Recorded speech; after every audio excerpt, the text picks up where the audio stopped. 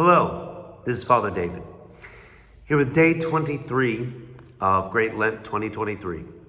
Today's meditation comes from a book that is called The Way of the Ascetics by Tito Colliander.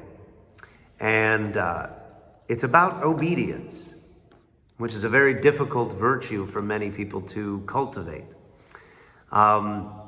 Obedience is often cited as perhaps the most difficult thing for a monk, particularly a male monastic, as opposed to a nun, to cultivate. Celibacy, surprisingly for a monk, is not as difficult, not even nearly as difficult as obedience to an abbot. Poverty, most guys are kind of okay with giving up stuff. But obedience, especially when the abbot or the monk who's overseeing a particular project or something in the monastery, that's hard if you think you know better than he. These kinds of things. But obedience is truly, really only obedience when you don't want to do it. This is what people don't often think about. If it's something you want to do, then is it really obedience, or is it just what you would have done anyway? So this virtue of obedience is what Mr. Colliander writes here, where he says, the greatest offering we can present to the Lord is ourself. We cannot do this without giving up our own will. We learn to do this through obedience, and obedience we learn through practice. Besides fasting, we have other teachers to whom we can show obedience. They meet us at every step in our daily life if we only recognize their voices. Your wife wants you to take your raincoat with you. Do as she wishes, to practice obedience. Your fellow worker asks you to walk with her a little way. Go with her to practice obedience. Wordlessly, the infant asks for care and companionship.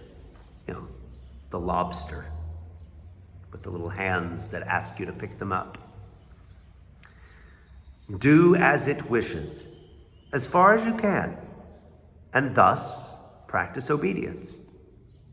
A novice in a cloister could not find more opportunity for obedience than you in your own home, and likewise at your job and in your dealings with your neighbor.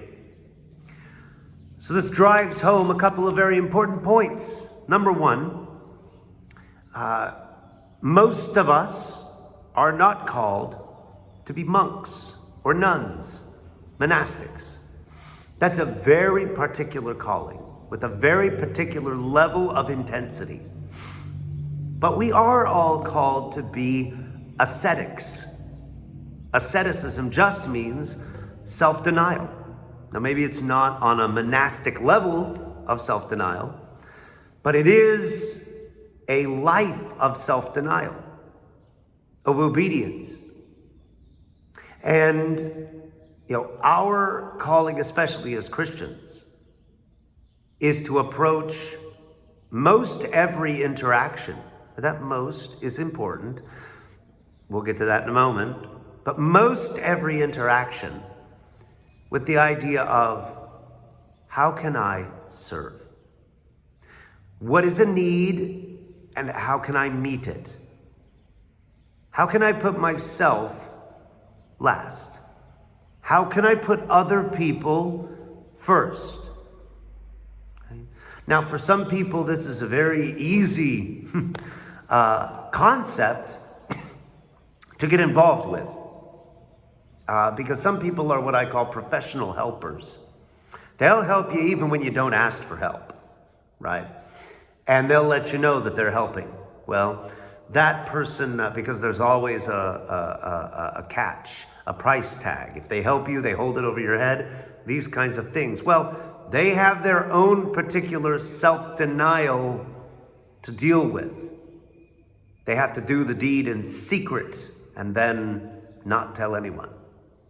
But most of us, we may not be those professional helpers, and we may really struggle to put down our own schedule, our own timetable, our own anticipations, the things that we were planning on doing, and put it down because someone has come to us with a storybook and wants us to read it again.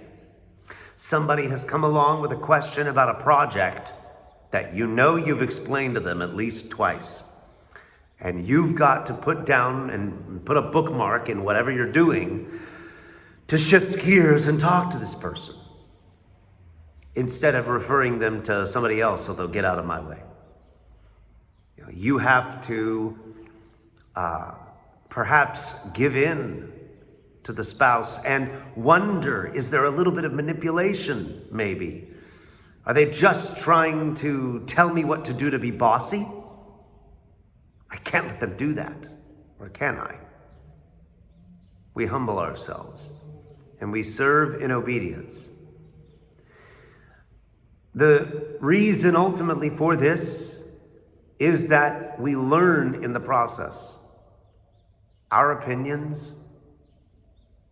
our plans, our desires are nowhere near as vital to the functioning of the universe or even our own lives and happiness as we think they are. We think they are. And it is important, and this is the second thing, that while we not go to an unhealthy extreme where we have no boundaries, and in that I would say, if we give so much of our time to other people that those for whom we have a responsibility suffer. Yeah, if we're always off, helping people from our church or from our, jobs or anything like that, our students, that our children never see us, that's a problem. If we're so involved in our careers, and they may even be service-oriented careers, like being a priest or a teacher, both of which I've done, but we're never around our spouses, that's a problem. If we are so invested in charity and charitable works that we actually damage our health.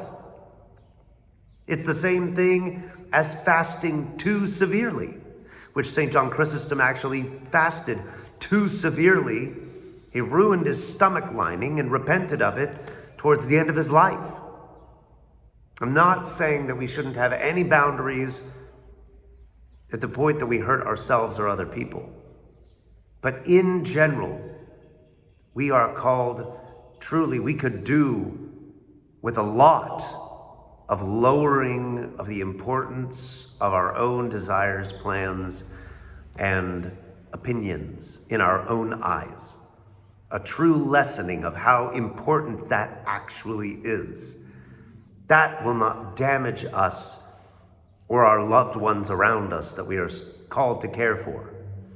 And in fact, it is a primary way wherein we can serve them and let them know that we are there to love and cherish and serve them because this is the example Christ gave us. And so let us learn again obedience in this Lenten season so that we can serve and love as Christ has commanded us. So Lord God bless you. Lord willing, we'll see you next time. Bye-bye.